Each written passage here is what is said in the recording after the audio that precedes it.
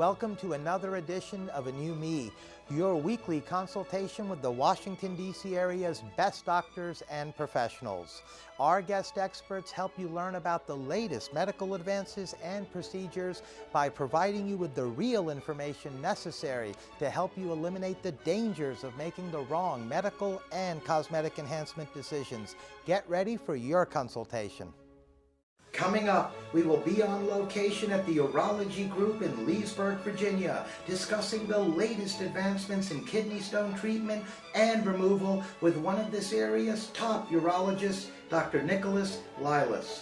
Dr. Lailas received his medical degree from Georgetown University School of Medicine and completed his surgical residency at the prestigious Massachusetts General Hospital and his urology residency at the famous Leahy Clinic, New England Deaconess Hospital, and Boston Children's Hospital, which are Harvard University Medical School affiliates. He is board certified by the American Board of Urology and is a fellow of the American College of Surgeons and has been recognized as one of this area's top doctors by Washingtonian Magazine. Welcome, Dr. Lailas. Thank you. Oh, it's our pleasure to have you on. In fact, I believe it's your first time on A New Me. That's correct. All right, we have a lot to talk about. I understand there's some patients. They're going to be joining us in a few minutes as well. So let me begin, if I may, by asking you if you can tell us what kidney stones are. Well, kidney stones are a organizational matrix of crystals that form in the urinary tract, usually in the kidney. And these stones all form as crystals and then get bigger and larger as time goes on. Those crystals can sometimes travel down into the bladder or into the ureter to cause obstruction. And how common is this problem? At any given time, there are about 9 million patients that have kidney stones in the United States. Not all 9 million stones cause problems at the same time, but there are approximately thousands of admissions for stone-related events. And what causes these kidney stones to develop? Well, there is a multitude of reasons that kidney stones develop. There's patients that have family histories of kidney stones. There are dietary issues. We have patients that have metabolic disorders such as hyperparathyroidism, hyperthyroidism, patients that have chronic urinary tract infections, and some patients that have malignancies will have a hyperactive state, and stones have a tendency to form during those periods. And would you say, Dr. Lailas, that there's an increased risk of getting a kidney stone or kidney stones due to family history or a lifestyle, things along those lines? Sure. What we find is that there is a direct relationship with patients' stone incidence and their level of income. So we'll see that the people that have a high lifestyle where they have expendable money eat more, and those patients have a higher incidence of kidney stones. We also see that there's a increase in the number of men compared to women. There's a 3-to-1 ratio, and we also see that when you look at African Americans, the ratio is actually flipped. There's more women that get kidney stones than men. Very interesting.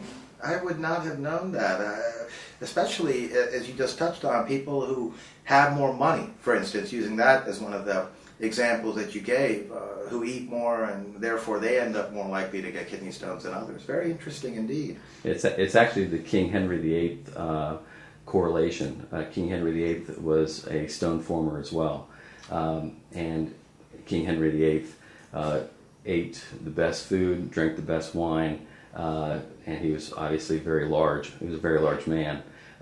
Suffered greatly from stones in the bladder as well as the kidney. Can kidney stones be related to other medical conditions as well, Dr. Lailas? Hyperparathyroidism is a metabolic disorder of the parathyroid glands that regulates calcium in the body. So if those glands are hyperactive, it increases the absorption of the calcium out of your bone and then puts it into the urinary tract. When it puts it in the urinary tract, it's kind of like your table salt. You have sodium and chloride, and calcium and oxalate are what are in abundance, and that's the salt that actually forms together to make the stones. So in that disorder, with the increase in calcium, the oxalate then binds the calcium in the urinary tract, and as that forms, you start to get a stone that gets bigger and bigger. So you can literally have a stone form overnight from dehydration, and it can be 2 millimeters, and then if it sits in the urinary tract and in the right conditions, they can get very large, even a couple centimeters large. And then obviously the pain that follows. That's correct. Now, who would you say, doctor, is a typical candidate for the kidney stones? That's a good question too, and I would say that we have children that have kidney stones, and the youngest patient that I've treated is about 6-month-old. We've also had 90-year-old patients that have kidney stones and the only person to really treat in that respect is somebody who's having acute pain or is bothered by it or is bleeding from it. A 90-year-old patient that just has a kidney stone, I would put them in the same number as the 9 million patients that have it, but you don't need to do anything about it. Sure. But if they were getting recurrent urinary tract infections, it was blocking the kidney or was causing a lot of hematuria, which is blood in the urine, then it would be a reason to treat the stone. And what symptoms would you say can result from having these kidney stones? Well, the triad that we usually see is gross hematuria, which is you can see blood in the urine, or microscopic blood in the urine, pain in the flank, and nausea and vomiting is the classic renal colic patient that comes into the emergency room not knowing what the pain is being caused by. When somebody has that pain and they come to see you, what type of diagnostic tests would have to be performed to find out if there are kidney stones that are causing this pain? Kidney stones are a lot like little mice that are in your house. So they hide very nicely and easily. So you have to root them out and find them. The best diagnostic tool that we have is a CAT scan. But as you know, CAT scans do give you radiation, and a fair amount of radiation that if you have a recurrent stone former, you don't want to be doing CAT scans all the time. So some of the easier things in the body that we can perform is an ultrasound. An ultrasound is not always perfect at finding stones, but is a reasonable first step. Other things that we can do is just a plain x-ray, and if the stone has calcium in it, then it'll show up on an x-ray and you can see them that way.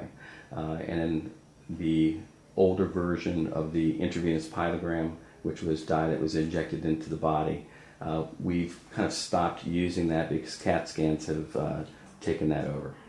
Very interesting. And a lot of people ask, is an MRI the way I should go? Because again, an MRI uses magnets, no radiation. But we found that MRI is not the best screening tool for stones. We're now going to meet some patients of Dr. Lailas. Welcome, Krista. Oh, it's great to be here. Oh, it's great to have you on with us. We always appreciate it when patients, as busy as you all are, take a few minutes and come down to share your experiences with us. And on that note, I wanted to begin by asking you, Krista, what problems were you experiencing prior to coming to Dr. Lailas? I woke up in the middle of the night on a Friday night in excruciating pain. I couldn't figure out what was going on. I thought maybe I was having an appendicitis attack. I didn't know what it was. I woke my husband up, got the kids up. We all traipsed to the emergency room about 2 o'clock in the morning. I was diagnosed with a kidney stone, and the emergency room suggested that I see Dr. Lailas. I made an appointment, and I was seen that week. That first week, they diagnosed me with kidney stone. I went in, had a lithotripsy done. We didn't get all the stones. I had quite a few stones, quite a few large stones. They didn't get all the stones on the first attempt. They went back and did another CT, found a large stone.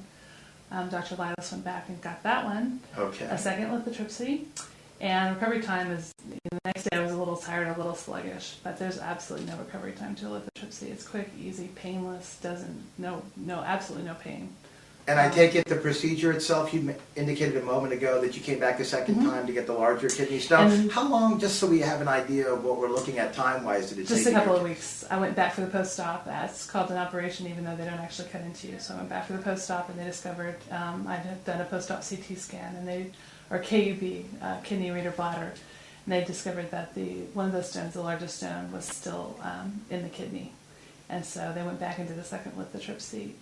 Like I said, painless, very little. I was a little sluggish and laid around a little bit the next day, but there's no no lasting effects. I So feel no great. downtime or anything? Absolutely no downtime. Mm-mm. That's A little wonderful. sluggish the next day, but yeah, no That downtime. was it. Mhm. So I take it you're obviously very pleased with the results. Very pleased. I've had no problems, no issues since. Quick, easy, painless, and thrilled to have them gone. Well, I'm happy to hear that, and I'm sure you and your family are very happy We are. about that. And on that note, I'd like to thank you, Krista, for joining us and being a guest on A New Me. Thank you. It was our pleasure. Thank you very much. Welcome, Jennifer. Thank you. It's our pleasure to have you on today. I wanted to begin by asking you what problem or problems were you experiencing prior to coming to Dr. Lailas? Sudden excruciating pain that stopped me from being able to do the things that I need to do in life, and needed to have that repaired and fixed immediately. Did this happen during the course of a day or a night? Or During the course of a day, I was in a meeting at work and ended up on the floor. Oh my God, I'm so sorry to hear Oh, that. no, it's fine. So then what's the next thing that happened from there? After a couple of days of painkillers, I went into surgery with Dr. Lailas. I was very pleased to have had a referral to him because I'd been told I would have surgery where they would cut me from front to back, and that would be something that would take a very long time to recover from. And so I was very excited to hear that he had an alternative to use robotics to minimize the impact that the surgery itself would have on the healing process and my ability to come back to my very active life as quickly as possible. Now, how long did this robotic procedure take, Jennifer? I believe it was about 5 hours, Okay. the surgery itself, and was in the hospital for a couple of days, but running within 2 weeks and back on my bike and back to life as I know it.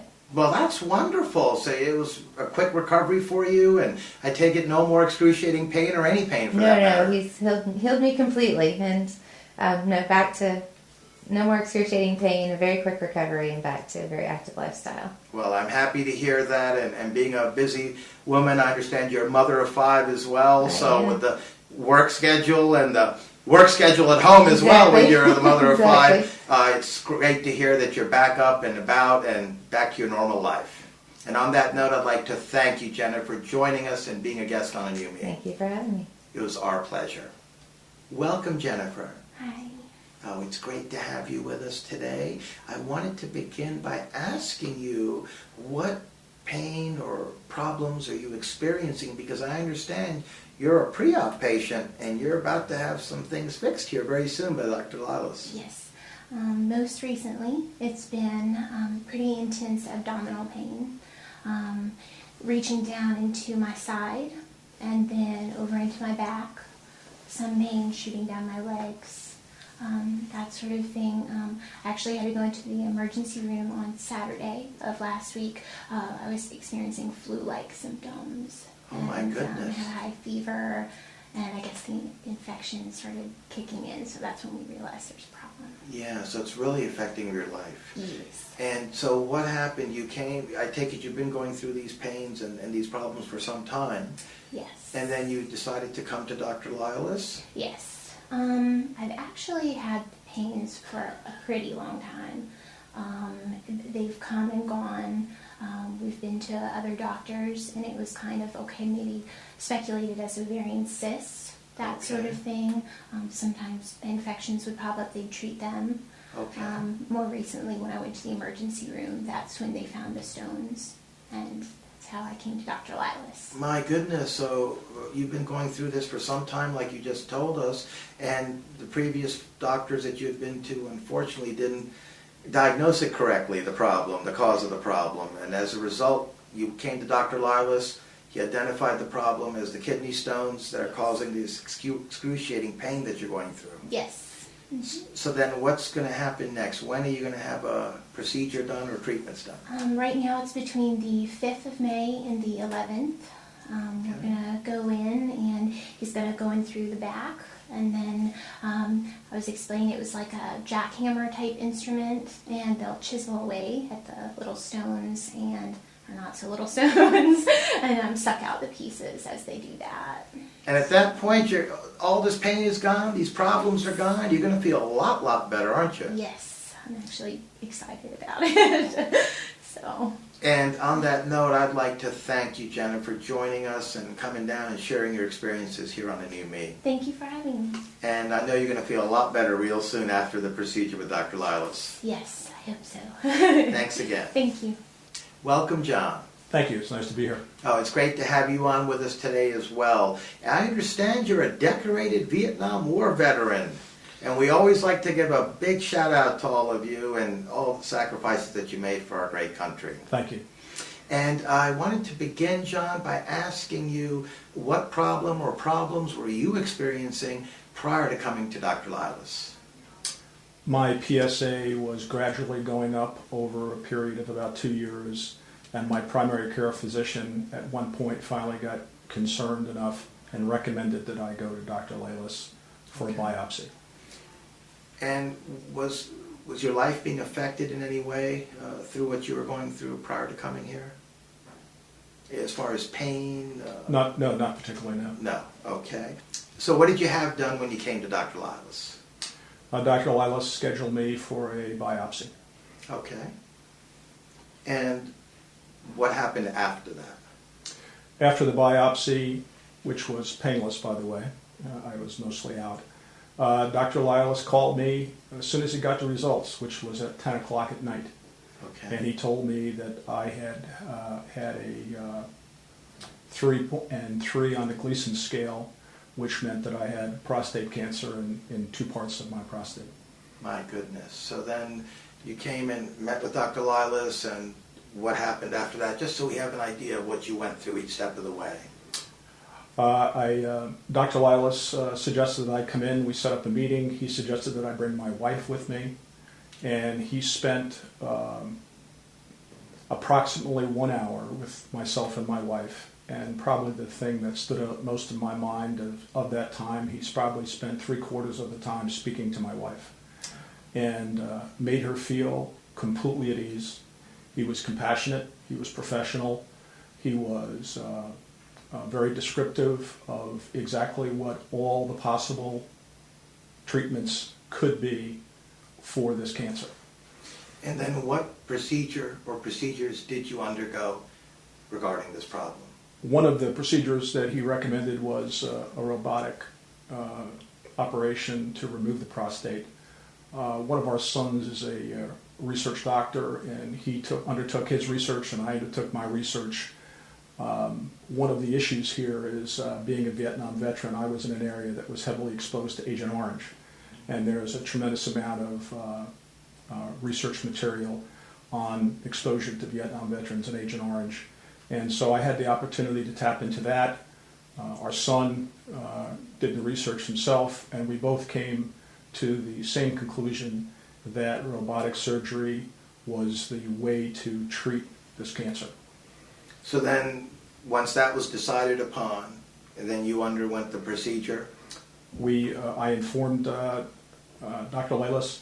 We scheduled a procedure. I live over in Herndon, so it was scheduled in Reston Hospital, and went in and had the pre-testing, the normal EKG, etc. And it was very interesting. While I was there getting the pre-testing, the nurse that was doing it said, I see what you're going to have done. Who is your doctor? And I said, Dr. Lailas. And she made a comment. She said, I have a 7-year-old son who had some urinary problems at night. And I talked to Dr. Lailas about it. He said, do this and do that. And he fixed him up without ever having to do anything, just by changing some of his diet.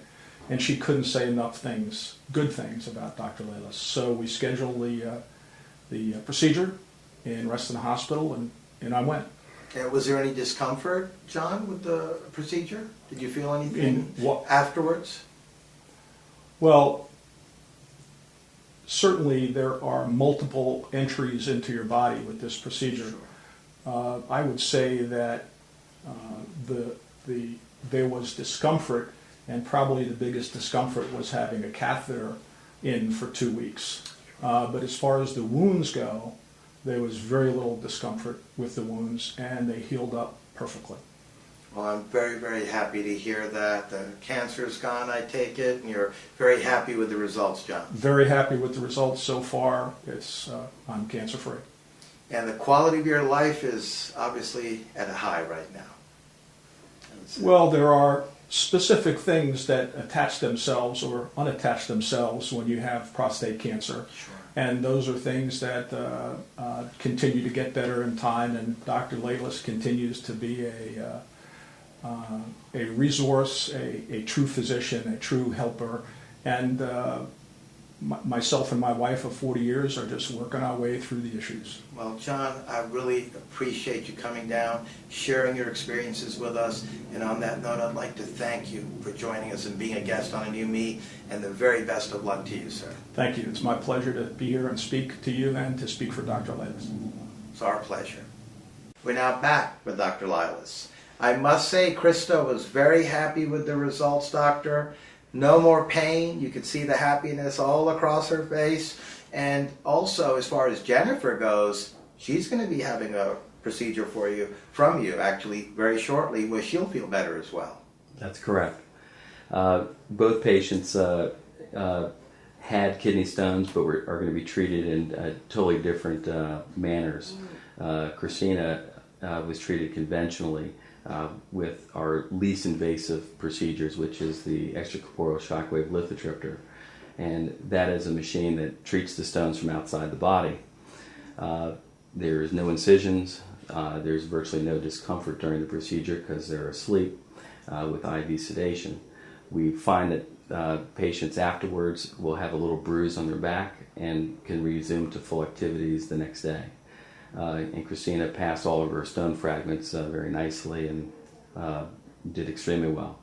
Now, Jennifer, on the other hand, has a very large stone. Her stone is what we would consider a staghorn calculus. And a staghorn calculus, if you look at the antlers on a deer, those are the stag horns. So you have multiple little horns coming off of the stone, and they're usually greater than 2 to 3 centimeters, which is a stone that's about this big. In that case, the lithotripsy can be used in that situation, but you would have to do multiple procedures, and the volume of fragments coming out of the kidney would overwhelm the ureter. So it would be like an hourglass, all these fragments running into the hourglass trying to get out. And if you have a fragment that's too big, then it'll get stuck and everything behind it gets stuck, and then you need to do another procedure. So in Jennifer's case, we're actually planning on a percutaneous approach where we actually place a small hole in the back, insert a tube, and we place a scope that goes through the tube, kind of like a tunnel. Sure. It takes us right into the kidney. And under direct vision, we break the stones up with a ultrasonic lithotripsy. There's also a suction device on it which allows us to remove the fragments as we're working. So in her case, instead of having to deal with all the fragments passing, we'll actually pull all the fragments out at the same time, and then we'll leave her with a few tubes to allow the kidney to heal. Well, I know she can't wait, doctor, because obviously she mentioned a few minutes ago, she had been to other doctors prior to coming to you, and they obviously didn't diagnose her problem correctly, and as such, she's been suffering for quite some time, so I'm sure she's very anxious as well to get this procedure done. Yes, Jennifer is a classic stone patient. Again, like I told you, stones are a great masquerader. They show up and they cause different symptoms that people think you had appendicitis. People think that you have a stomach flu because you have nausea and you have vomiting, you have pain. And if you don't image the person with the exact imaging techniques needed to find the stone, then it goes undiagnosed. And as far as Jennifer's concerned, she went on for 3 years being diagnosed with gastroenteritis and food poisoning and all the sorts of things that go along with nausea and vomiting. And then I think she had enough pain and blood in her urine, which then caused the ER physician to throw a red flag, as we would say, and got a CAT scan, which then showed the large stone. I wanted to ask you, Dr. Lailas, is there any discomfort with this procedure? And that's a question that a lot of patients want to know as they're going in, they're anxious. We give patients IV sedation, the same kind of sedation you would get for a colonoscopy. So they're breathing on their own. They receive oxygen while they're having the procedure, but there's no breathing tubes, and they kind of drift off to sleep, and then we focus the stone into place and then start treatment. And the treatment time is usually about 30 minutes. It can run anywhere from 15 to 40 minutes. We typically only treat one side, because if you treat both sides and you have both stones breaking up and traveling through the tract, and if you end up blocking on both sides at the same time, you're going to go into renal failure. So we typically only treat one side at a time if patients have stones on both sides. The other thing that patients want to know is, are they going to wake up during the procedure, and is it going to hurt afterwards? And truthfully, because there's no incisions, the pain that I would tell you that you feel afterwards, it feels like somebody kind of slapped you in the back on the skin. So it's not really that, it's not an incisional discomfort. Well, again, to remove something that is excruciatingly painful, like a kidney stone or kidney stones, to have basically the equivalent of, like you just described, very minimal bit of pain, like somebody slapped you on the back for a moment, is nothing to eliminate this type of a problem. That's correct. And I wanted to ask you if there are any follow-up visits required or needed after the procedure. If the stones are larger than 1 centimeter, sometimes it'll take one or two treatments more to treat that patient. And what we typically do is bring the patient back between 2 and 4 weeks, get an x-ray to look at the level of fragmentation. If they've fragmented very nicely and most of the pieces are gone, then the patient is done, and then we move on to the next step, which is usually prevention of stones in the future. But if they have a large fragment left, or there's a fragment that's stuck in the ureter, depending on how big it is, we then make a decision whether they need a retreatment. Now, we've only got a few moments left, Doctor, and I have to ask you before I let you go. You and your practice, the Urology Group, have developed a reputation of excellence in your field throughout this area, and I wanted to ask you what separates you and your practice apart from so many of the others. Sure. This is an interesting story. The lithotripsy was designed in Germany by a physicist who was working on ultrasonic shock waves for jetliners in supersonic jets. And the reason that he was doing this was the wings on the jets were actually pitting on the inside of the wing, and then the wings were basically rendered useless after so many hours.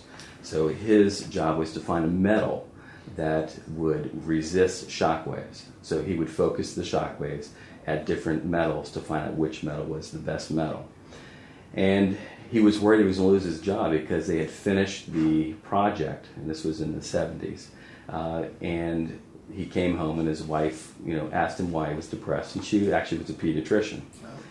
And so she edged him on and said, well, why don't you do something useful with that machine instead of shooting rocks and metal?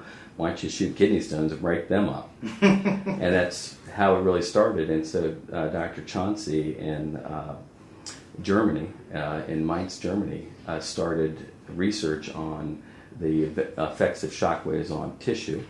And then he actually treated the first patient who had a solitary kidney and showed that the stone broke up and that he passed all the fragments without any difficulty. And it was a very difficult patient. He had a solitary kidney, he was a diabetic, and he had a large stone. And that kind of started it. And a gentleman by the name of Dr. J. Gillenwater had gone to Germany, saw the machine in its infancy, and said, I need to get one of those. And when he came back to the University of Virginia, he did everything he could to get the university to pay for it, to get funding for the machine, and no one really wanted to fund it because it was a experimental piece of equipment. Yes. But Dr. Gillenwater, with his insight and knowledge of how many patients suffer from stones, knew that this was going to be just a breakthrough beyond belief. And so in 1984, I was a patient of Dr. Gillenwater and Dr. Weichers at University of Virginia, and I was applying for medical schools and did not get in that year. And Dr. Gillenwater said, well, we have this new technology, we need someone to kind of spearhead it who's smart and who can kind of get the machine from Germany over to here and stay with the machine and do our FDA approval, and we think that you'd be the right person. So as a undergraduate from the University of Virginia, I went into a research position, and Dr. Gillenwater then had we treated the first patient in Virginia and actually the southern part of the states. There were only 5 machines at that point. They were at Massachusetts General Hospital, Cornell in New York, at University of Florida in Gainesville, and also Minneapolis. When that happened, obviously there was a lot of disbelievers. There were insurance companies that didn't believe in it. Doctors would say that your kidney's going to explode. You need to do it conventionally. And we're talking, in those days, the incision was this large in your flank. My And goodness. so that was a 7-day hospital stay, a large recovery, 6 weeks recovering. And we had patients that would come from all over the country to have the treatment done. Typically, they were airline pilots because they're not allowed to fly with kidney stones. Yes. And we also had made a deal with the Army and Navy to treat all those patients. So Dr. Gillenwater, in his genius of being able to gather the masses, funded the machine himself, put it at his, was not in the university, it was actually in the Department of Urology. And we started treating patients, and we did the first 150 patients as an FDA approval. And after that, it did become FDA approved, and then everyone needed to be trained. So in my unique setting, I became the person who trained these people. Yes. So I trained some of the world's famous urologists from all over the country who came to stay with me for a week, and I would train them on the machine. So I can honestly say that I probably treated more kidney stones with a lithotripsy than anybody in the country, because I was treating almost 20 patients a day at some points for 2 years. And then when I went to Georgetown as a student, I was also helping Georgetown because they got a machine at that point too. And then when I went to Massachusetts General Hospital, Dr. Dretler, who is the head of urology there for stone disease, invited me as well. So treated a lot of patients with a lithotripsy and had a lot of publications where we treated infants and patients with spinal cord injuries and patients that, because the original lithotripsy was a large unit where you submerge the patient in water. And that unit is still used today, but we now have smaller units which don't use the bathtub. But in those days, if you wanted to treat an infant, I actually designed a gantry with a sling and would put them into the tub without having to use the adult gantry. That was my idea with Dr. Alan Jenkins. And these milestones kind of help you get through, and that's eventually why I became a urologist. Well, your background certainly makes you very unique and a leader in this field, and I can certainly see why you and your practice have the reputation they do, Dr. Lailas. And on that note, I'd like to thank you. This was a most informative and helpful interview, and joining us and being a guest here on me was our pleasure. Well, thank you, Rock. I appreciate it. Thank you.